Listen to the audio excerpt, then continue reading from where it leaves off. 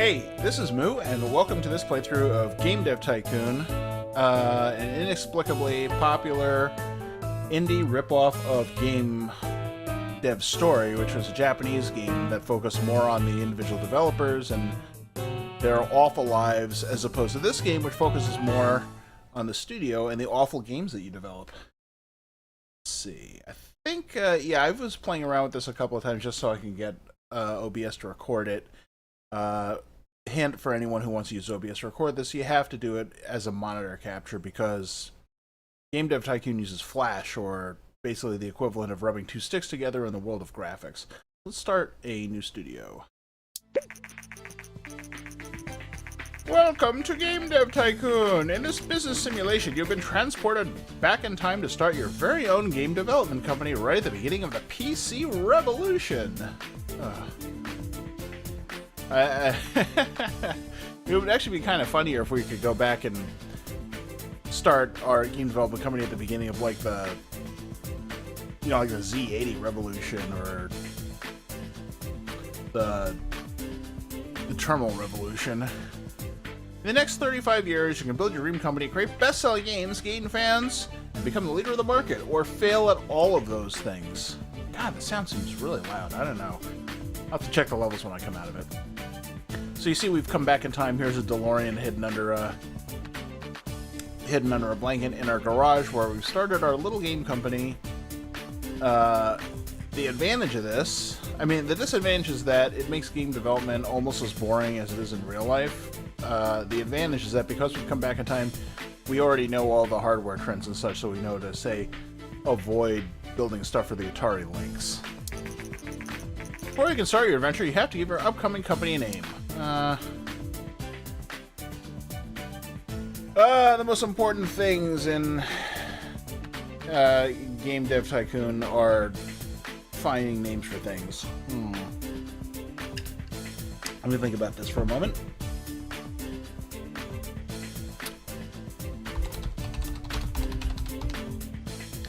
Yeah, that seems appropriate. Let's see.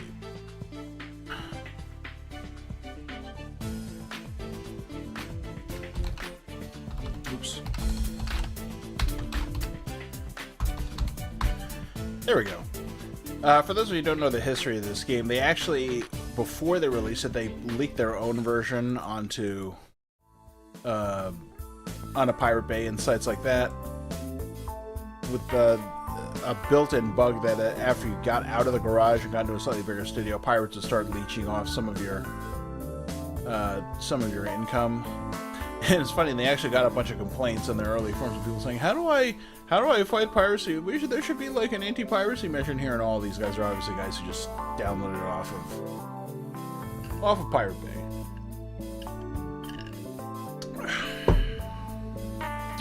Coffee. Let's see.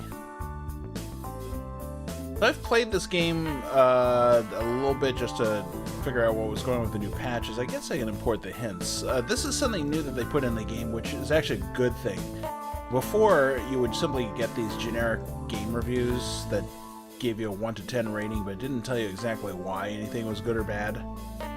Now you have the option of doing reports after every game, and those reports can generate hints for you, telling you like what's good in a genre, what's bad in a genre.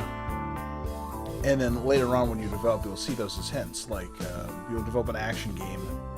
Graphic will have like 3 pluses next to it, meaning that's very important, so you know where to allocate your resources. Nope. If you ever want to review the tutorial message, then you can do so in the help menu. Access the help. Okay, fine, whatever. Okay, so here we are in our garage. Congratulations, you started your very own game development company, Pirated Games. At the moment, your office is in a garage and you're the only employee. But don't worry, many successful businesses have started out this way and a lot of failures. But we're in good company. Let's start developing your first game. Close this message and click anywhere on the screen to bring up the action menu. Okay, right now we only have one action possible. Develop new game. It's too bad that we can't do stuff like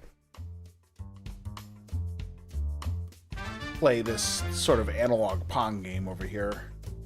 Pong is a really strange game. I wonder how people dealt with the analog version. Here's the trash bin where most of our games will be going. I don't know why there's a ladder here. I guess it's holding up this broken wall. Kind of shoddy. Yeah, the only other thing we can do right now is just sit here and do nothing. In which case we'll just, like our rent, I suppose, we'll just dwindle our cash reserves away to nothing. Develop a new game. Before developing, you have to decide what kind of game you want to create and give your game a name. You can also select which graphic technology your game should use. Your options are initially limited, but once you have a bit of experience, you'll be able to unlock new options, and we do that through research, but we don't have any research points and no money anyway. It doesn't matter because we've come from the future and we know exactly how awful and terrible the game development industry is. We're just going for the money, which means that in the beginning, while we're in the garage, we're just going to crank out a whole bunch of crap with no research whatsoever. We're just going to throw a whole bunch of stuff at the wall and see what sticks. And then we'll just ignore what sticks because we'll take the money and waste it on projects that don't work. Let's see. We start out with 4 topics: space, medieval, music, and cyberpunk. Huh. Really strange mix of things. Topics. You have to research additional topics, and you can see there's a lot of them. There are some mods that give you even more topics to pick from, but I mean, this is annoying as it is. I think, if I recall, in earlier versions of the game, you started out with the same topics, and 2 of them were medieval and fantasy, which means you could just go back and forth between them and develop RPGs over and over. Can't do that now. Let's try a space game. We'll start with action.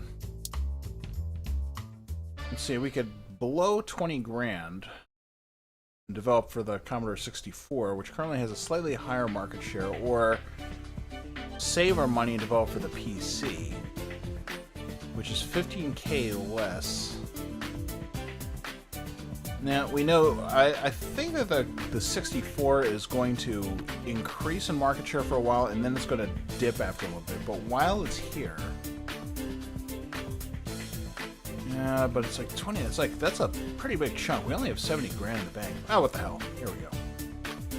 Developing for the Commodore 64. I like how you can't do multi-platform releases until much later, too. That doesn't make any sense. Anyone who's played the old, like, DOS and pre-DOS games know they always came out, well, most of the time, on multiple platforms. So, it's a space, action, Commodore 64 game.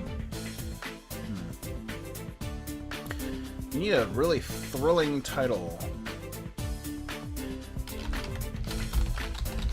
Oops. Ah, stupid caps key. This is what I get for playing,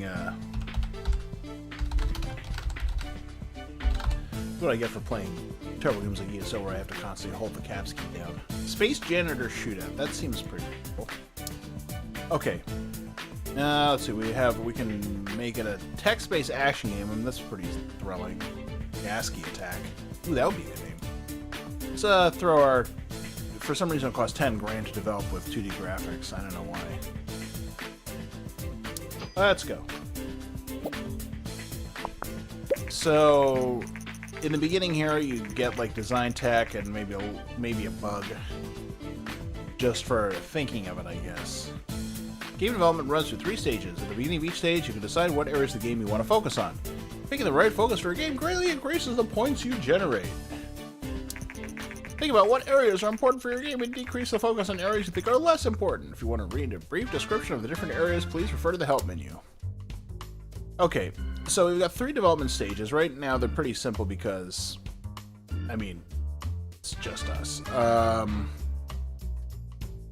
In general, I'm thinking... Actually, no, this isn't universally true. But engine is like a purely tech thing. Gameplay is kind of a blended one, and story quest is obviously all design. It's weird how they kind of segregate the two, but it almost kind of makes sense. So it's an action game, so let's see. The engine and gameplay are important. Nobody cares about what the Space Janitor has to say while he's getting shot. Unfortunately, I don't recall. I know that one of these is more important than the other, but I don't remember which one, so I'll just chuck them both up here until I get some research done. And this allocates your labor. Later on in the game, when you have more people, you have to allocate them to different areas, and then they have a certain amount of workload. They can get overworked and cause you to make a really bad game, which you'll publish anyway because you don't care about your workers' health, and then you don't pay them either, and fire them when they deserve a raise. Because that's what game development is all about. Alright, here we go. We're developing... Oh, look, we already have a bug. Game development is now started. And we're going to get points in here. Because it's a action game, we're probably going to go heavy on technology. While developing a game, you'll generate game points, which you can see bubbling up. Game points are divided into design points and technology points. The more points you generate, the better the game will be. Okay. This is also kind of a drawback of the way this game works because you're not really in competition with the market, per se. You're in competition with whatever you did before. So if you don't constantly improve, you'll start getting really bad ratings. I mean, sometimes it doesn't matter. You'll make money anyway. From time to time, there will also be bug points generated. These points become less likely once you gain experience. No, they really don't. Bugs should be fixed before the game is released and increase development time and cost. We'll see that after Stage 3 is done. We're also generating some research passively. So, Space Action, Development Stage 2. Dialogues, nobody cares.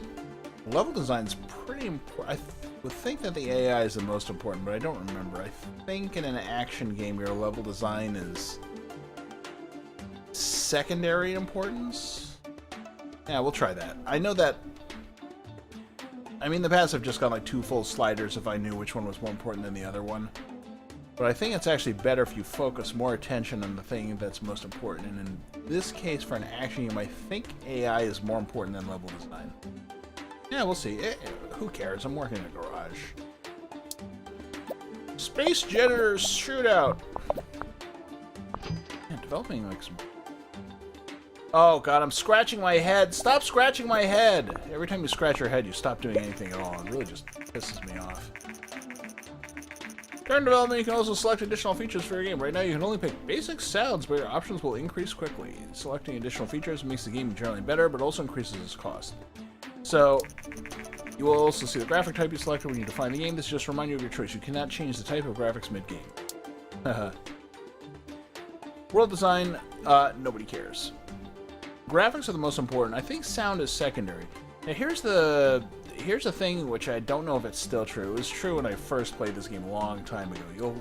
You can unlock a bunch of different options for research, like surround sound, better dialogues, open world, stuff like, you know, features that you would think of like, well, I would really like to have this in my game. And depending on how much effort you put into each area, you can add more of those things. And you would think that it would matter what you picked. It really doesn't. It only matters how much you spend. So you want to make sure that your sliders are high enough so that they make sense in this context, but also that you try and cram as much crap into the game as you possibly can, regardless of what it is. At least that's how it used to work. I don't think they've changed that. Well, we'll find out later. Here we are in Phase 3. Got some bugs up there gonna have to get rid of. Developing your first game is now complete. Press finish button to publish a game, but you should only do that once you fix the majority of bugs. Ideally, you fix all the bugs. Releasing a game without fixing bugs can severely affect your ratings, so you should only ever consider that if you need the cash and can't afford to wait. I mean, that's a real desperation move. And if your game is rated badly, you're generally not going to recoup your development costs unless you're a real cheapskate. Like, I could probably do it now. But, you try never to do that if you can possibly help it. Alright, so what happens now, you see, we're getting rid of bugs, and then we'll develop a couple of random bubbles. And then when you think you're done, like now, I'll press the finish button, and I hope that that doesn't happen. You see how he like just popped up a bug there random at the end? Let's try it now. Sometimes when you can hit the finish button and your timing is off, so that you wind up with a bug that sneaks in just before we release. The development of your game is now finished. While developing games, you gain experience and improve your skills.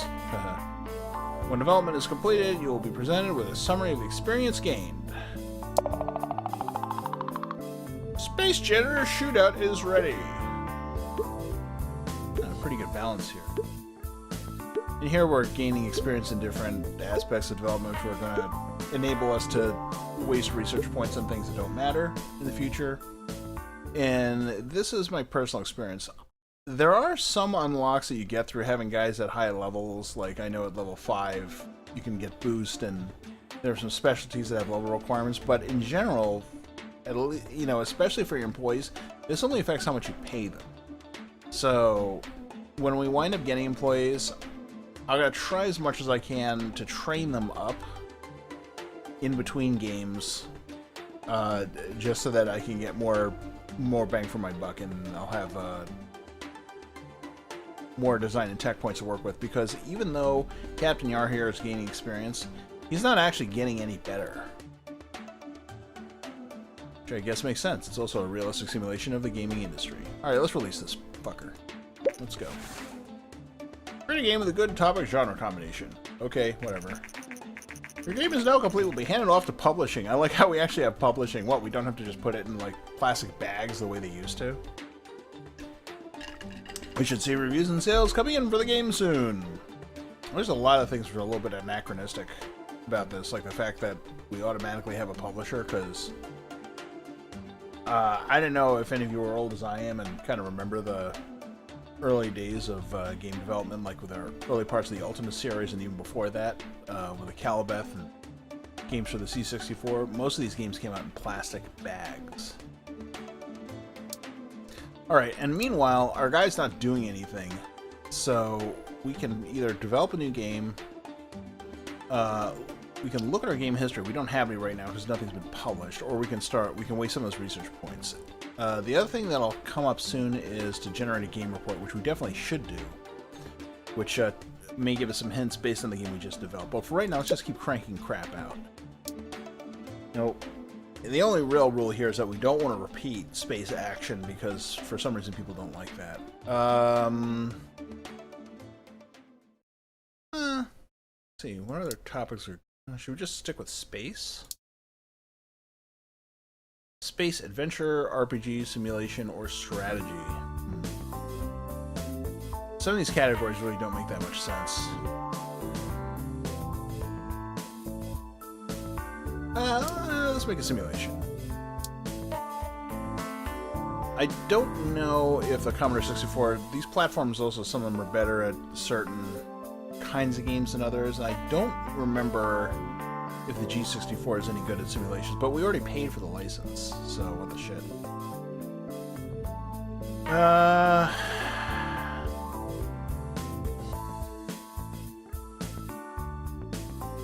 Something really exciting about space that people would want to simulate.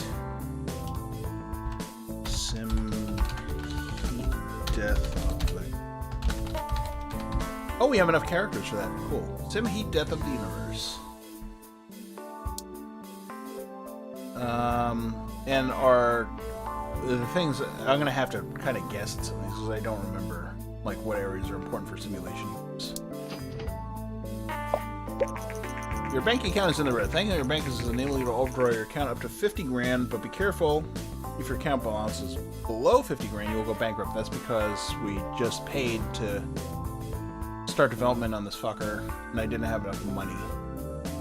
But hopefully when our new game is published, this should fix itself. First reviews for our newly released game, Space Janitor Shootout, came in. Alright, let's see how Space Janitor Shootout did.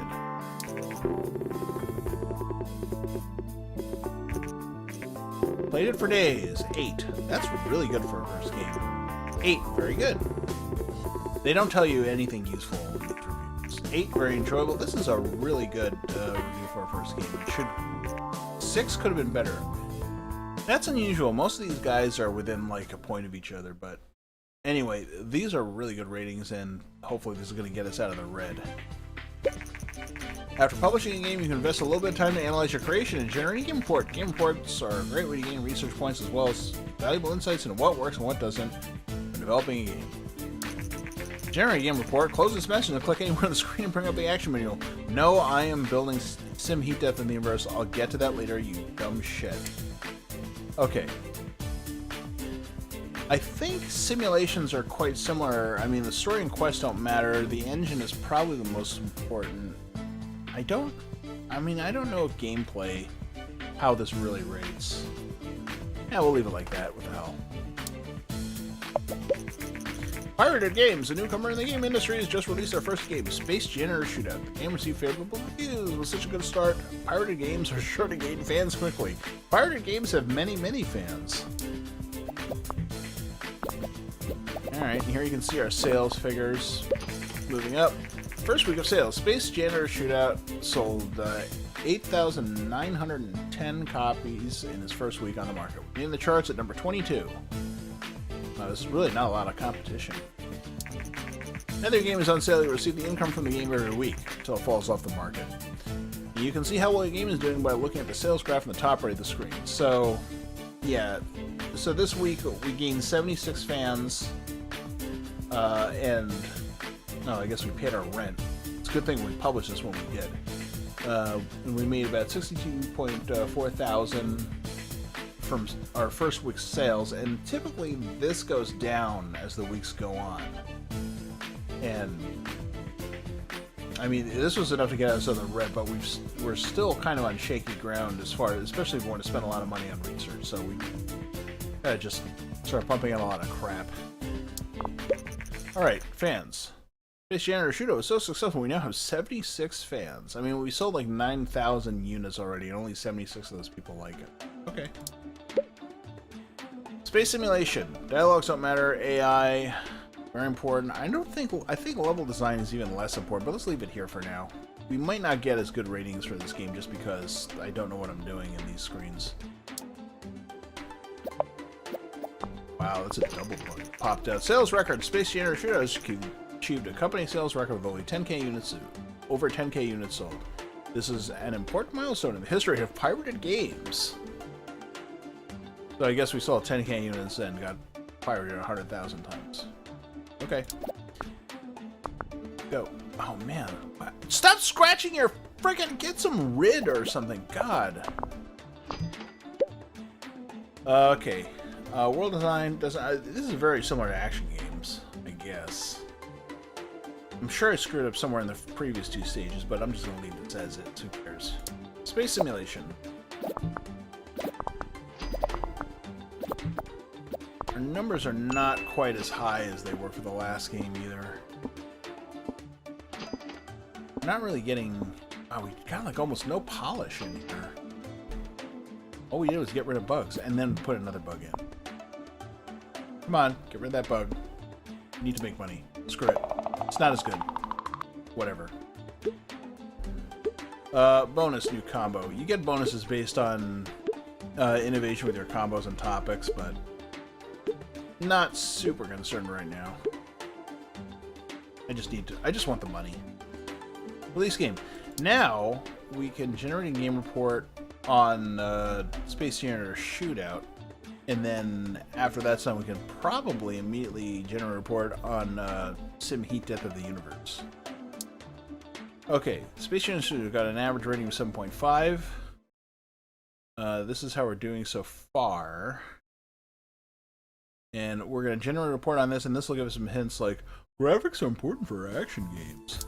Thanks a lot. Space Yarrrr Shootout is now off the market. It sold 27,950 units, generating 195k in sales. It's okay. Recent market studies suggest that the C64 is steadily outselling competitors in the PC sector. Consumers prefer the lower price, greater availability, and flexible hardware configuration over other home computers. Yeah, I'm sure that's gonna trend that's gonna continue forever. Look at that! It's like the Commodore floppy drive. I don't know if any of you own one of these. Pretty much, you put it in a disc. You listen to it go rah, rah, rah, rah, rah, rah, and then you go learn a foreign language because that's how long it took to load anything. Experts say this might spell the end of competing hardware manufacturers. Yeah, I'm from the future, bitch. But here we're generating a report. And meanwhile, first reviews for our newly released game, which is not going to be as good, I just know, because our design and tech weren't as high. Sim Heat Death of the Universe came in. Let's see what they look like. Still not bad. 7. Beautiful. They really like the Heat of the Universe. Nice experience. The last thing that the universe will ever experience. Oh, 6. Could have been better. Yeah, I agree with that. And 7. Good game. Still, we did better than we had any right to do. So we're going to continue writing this report while the game starts selling. And our report should be our post-release analysis of Space Janitor Shootout is complete. And we got the following results. Space and action is a great combination. Level design seems to be quite important for this type of game. Oh, maybe level design should actually be higher. I don't remember if I jammed out to maximum. Whatever. And now, let's see. Game Report's a great way to gain more research points and new insights. It pays off to generate a report for each game you release. Now you complete your first game report. It's a good idea to look at the research menu, to open the research menu, close this message, and click anywhere on the screen to bring up the action menu. Yeah, I'm not going to do that yet. I'm going to generate a second game report before I do anything else. SimHeat Dead the Universe wound up with a 6.75 according to the terrible reviewers. Let's start generating that and hope we can keep our heads above water financially.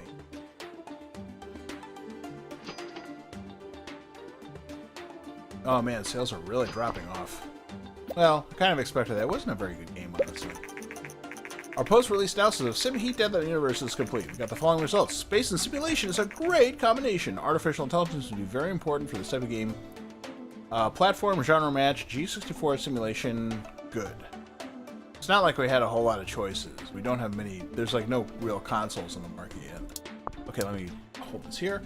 And I think that's going to do it for this first episode. We've pushed out 2 piece of shit games. We're making some money off of them. We're stayed ahead of the bank. We're generating research, and we're not bothering to use that research on anything. So we're totally just like the sausage grinder of shitty game development. And that's what we're going to continue to be next time. Thanks for watching.